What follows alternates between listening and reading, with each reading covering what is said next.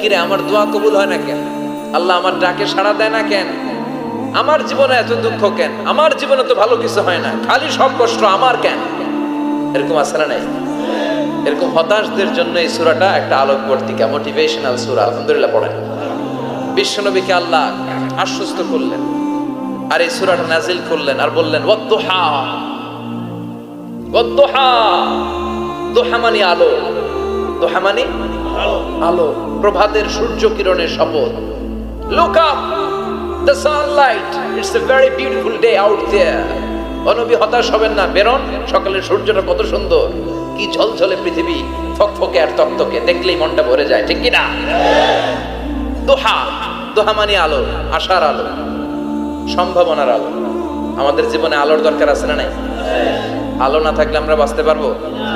আলো লাগে বড় ভালো। এই আজকে আলো না থাকলে আমার